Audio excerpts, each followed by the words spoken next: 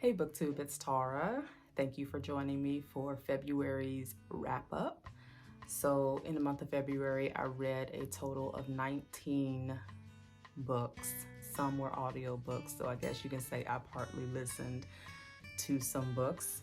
I had 1 1-star, 1 2-star, 3 3-stars, 7 4-star books, and 5 5-star books. So I will not be going over all 19 books in depth because some of these books I spoke about in my previous weekend reads video.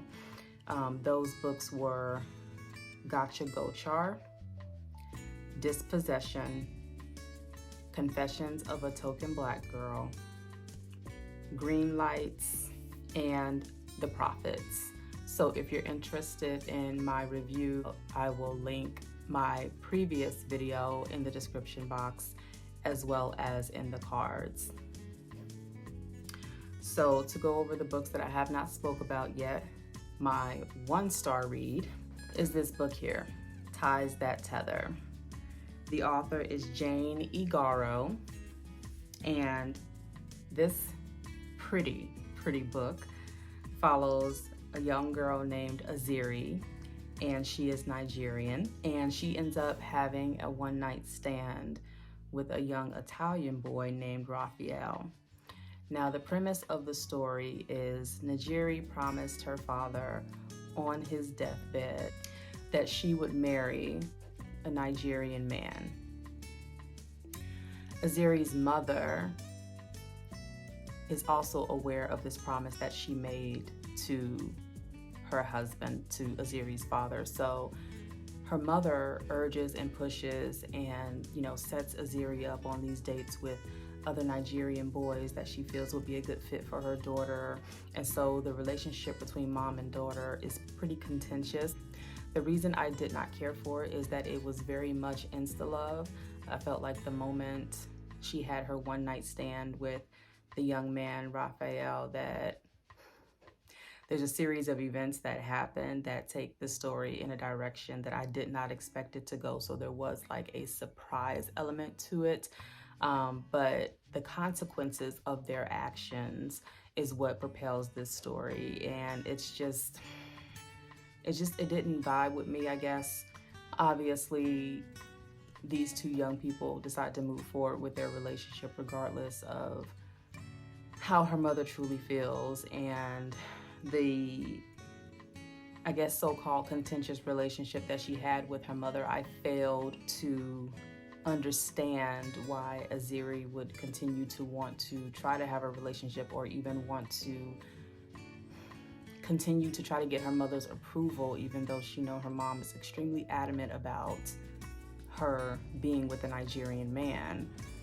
And I felt as if Aziri throughout this book was making some pretty irrational and pretty dumb decisions. So maybe because of my age and experience in life, I really couldn't relate to this young woman and her lack of forethought in some of the decisions that she was making moving forward in this book, which is why I ended up giving it 1 star. I mean, the plot was just not that great, not that compelling. It did not necessarily hold my attention. I felt myself like rolling my eyes throughout this entire book. So it's going in the giveaway pile.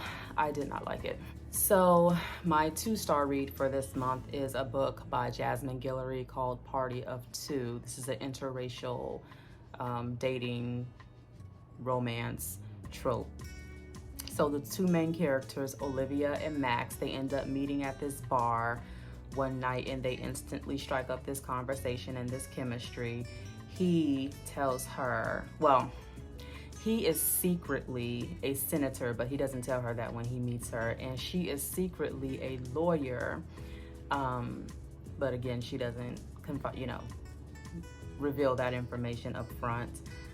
And once they continue conversating over time, they learn the truth about each other's careers. And unfortunately, because Max is a senator, he has a very high profile career, which does cause some uncomfortable moments and some strife within the relationship, having to deal with that aspect. So this story was just okay for me. I guess I'm really just not into the whole awkward professional grown people secretly dating trope. I guess it was cute if you are a true fan of happily ever after romances, which that's what this one is. So it just wasn't my cup of tea. So on to the 3-star reads. The wedding date, Jasmine Guillory. So this follows Alexa, a black woman who ends up stuck on an elevator with a white man named Drew. Strike up a conversation. Drew needs a +1 to a wedding that he's a part of, and for some reason, I guess the conversation was good enough that he decided to ask her to be his +1 to this wedding. So they end up having so much fun pulling off this fake dating trope. Again, I guess the question that one would ask, because she is from Berkeley, California, and he is from Santa Monica, so it's kind of like if they continue to date and see each other, can this long distance relationship weather that time apart? Again, kind of like Party of Two, where you have like a happily ever after ending between two people, but of course there always has to be some sort of contention or some sort of issue or problem that could possibly deter the relationship from moving forward. So again, it wasn't anything that really kept me glued to the story. It was a cute story for what it was. So my next 3-star read that I'll talk about is Deacon King Kong by James McBride. This is my first James McBride book. If you can get past the numerous cast of characters who all have the funniest names, then this may be a book that you will enjoy. So Deacon King Kong follows the main character, Sportscoat. I can't think of his real name, but everybody calls him Sportscoat. That's his name in the book, so be it. And his best friend, Hot Sausage. So Sportscoat, for whatever reason, ends up going to a park and pulling out his .38, walking up to the local drug dealer whom everybody knows and who is, famous in the neighborhood projects that they all reside in, and shoots him at point blank range. Now, he doesn't kill the man, but it's a character-driven story that goes into the different perspectives of the many people that saw what happened. So when I say numerous cast of characters, there are a lot of characters in this book, and you get the perspective of every character, what they were doing, what's going on in their life, who they're married to, engaged to, screwing, what they were eating at 2:30 in the afternoon when they happened to see Sportcoat walk down the street. I'm not a character-driven story person. I'm more or less engaged with stories that have a plot that is exciting and keeps me engaged. So the first half of this book was, I almost put it down. I almost DNF'd it because I felt like I'm not feeling this book at all. The second half, we get more into, we get closer to the reason the gun may have been drawn. And then there's another element to the story. Sportcoat is actually looking for the church's Christmas fund. I'm probably talking all over the place for those that haven't read the book, but again, it's a character-driven book. It's gotten rave reviews, and then some people, I guess like myself, the first half of it, I was like, I don't understand what's going on. I'm not really feeling all these characters and their, boring lives. Like, what's the point of this? But again, it all comes together in the end. So I guess if you can get past the first half, you may enjoy Deacon King Kong. So my next 4-star read was a memoir called Just As I Am by Cicely Tyson. And this memoir follows her from when she was a sickly baby coming into this world, having a heart murmur, to, you know, when she had a thumb-sucking addiction. She talks about her mother, who was a very strong and fiery woman. She talks about her father, who was a womanizer. Relationship I learned that she had with her mother was one such that her mother, who had the gift of foresight, meaning her mother could see things before they happened, but she never spoke to Cicely personally about the things that she will go through as an adolescent girl, meaning, you know, her cycle or getting pregnant or wearing a bra, any of those things that young ladies need to know. So when Cicely became of age and she started dating, she ends up pregnant and doesn't realize or knows, or even it baffles her how she got pregnant, because she didn't even realize she was having sex when it happened, because no one talked to her about these things. So a good portion of the book, she goes into her relationship with Miles Davis, the famous jazz musician who had a very bad drug problem, and how tumultuous and on again, off again that relationship was. She talks about the roles in the movies that she played, how she chose certain roles. She speaks and gives encouragement toward the end of the book toward the young people in the United States who are standing up against injustices, and she does mention George Floyd, Breonna Taylor, and some others, and how the young people have really encouraged her and really have lifted her heart to see them fight for what is right, especially in the United States, and what she personally remembers witnessing and going through as she was a child back during her time, and even some of the roles that she played in movies that depicted the unfair and unjust treatment of people of color. So like I said, overall this was a 4-star read for me. It was long winded.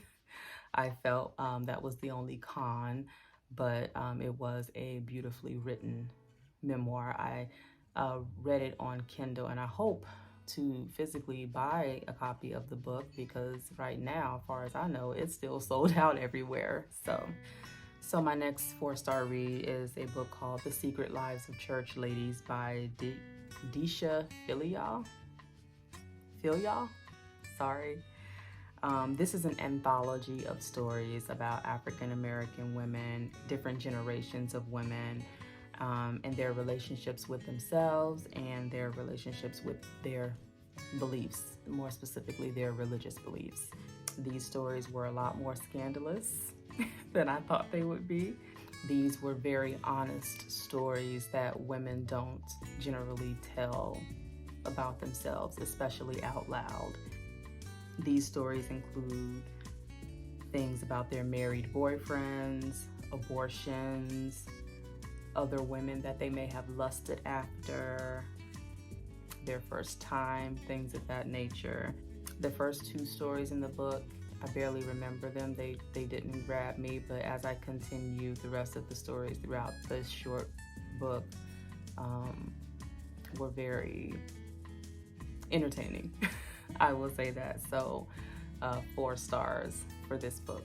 So my next 4-star read was a graphic novel called Bingo Love. This is actually a reread for me. I read it the first time probably a year ago, maybe 2 years ago. I don't remember, but it starts off in 1963. The 2 characters are Hazel and Marie, and they meet in grade school, and during that time, homosexual relationships were considered of the devil, and so they had to part, and Marie was sent to live with some other family members, I want to say maybe down south, because her parents found out. But anyway, decades later, they meet up again, and they're both married with children. They even have grandchildren, but they will not let a second chance get away without them having a chance at true love in their life. So there's some other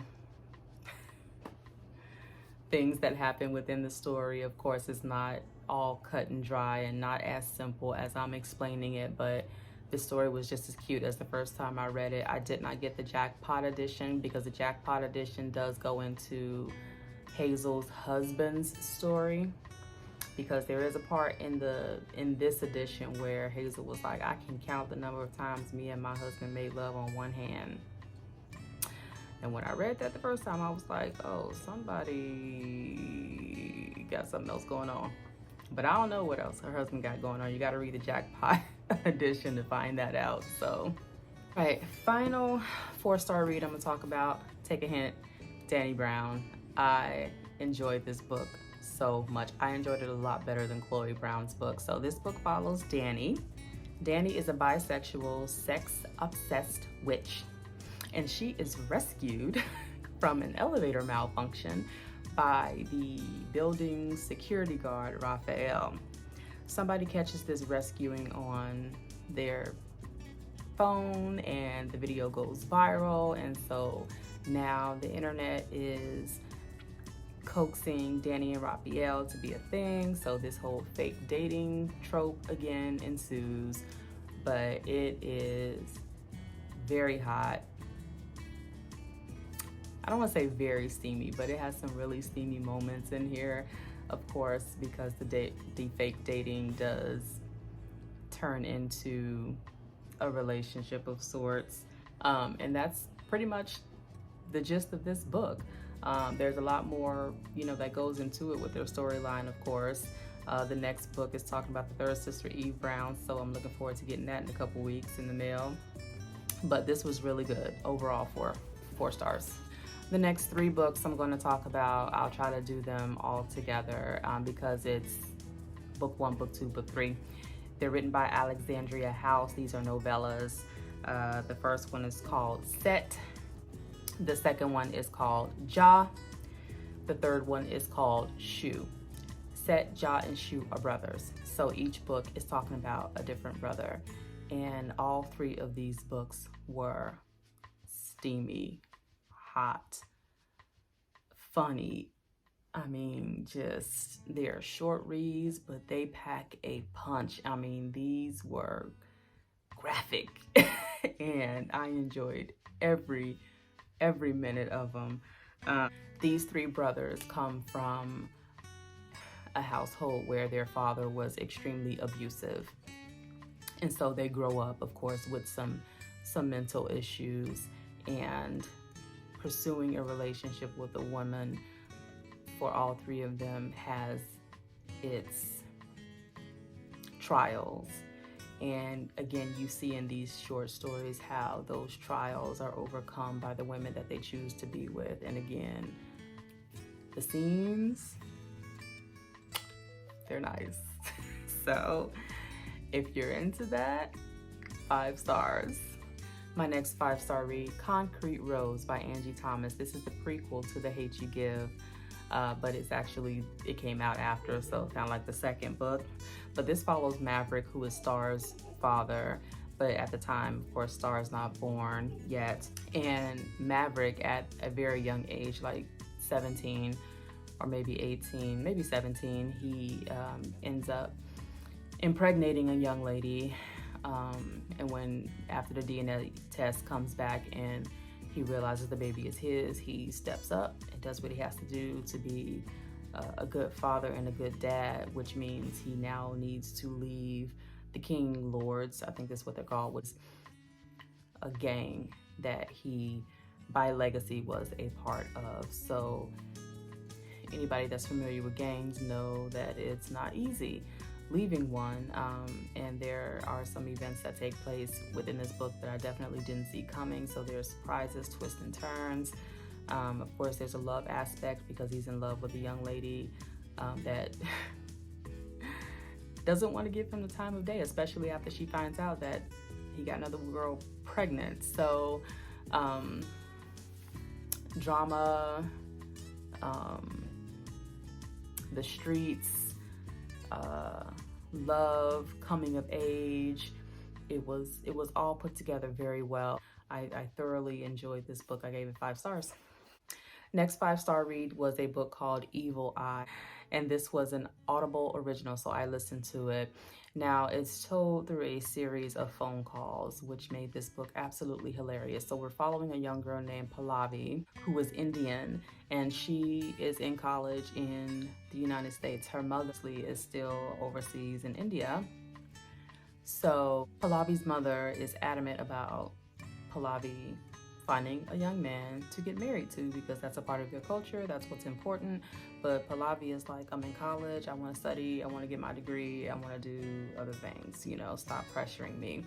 But her mother is insistent, and she starts going to these psychic, and you know, she's given the psychic birthdays so he can determine the compatibility between her daughter. And you know, it's funny. Her mother is hilarious in this book. But this story takes a turn, a twisted turn that it comes out of nowhere. And it goes from being this happy, funny story to being this dark, what just happened story. And I don't want to give it away because it is a short book to listen to, but 5 stars. That twist was like, what? What's happening right now? So yeah, it was 5 stars. It was fun, and it was dark. And the last book I'm going to talk about, which was also dark but good, romance novel by Kennedy Ryan called Longshots. This follows a young athlete in the NBA named August West, and August meets a young girl named Iris at a bar. They strike it up, and he's enamored. And unfortunately, he leaves the bar without her number, like nothing. But then, through a turn of events, he sees her again, to which he realizes that she's dating one of his teammates, so to speak. Where it turns dark is that the teammate, Caleb, is physically, emotionally, mentally abusive. And this book is extremely graphic in the level of abuse he puts on Iris, and it was hard to read some parts, the level of physical trauma that she went through, definitely. So I will leave it there. Those are your trigger warnings. I don't want to say if it's a happy ending or not, because I mean, that would just give away the story.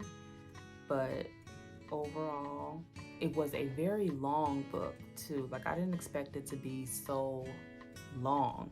460 pages long, but keeps your attention on every page. So that alone, 5 stars.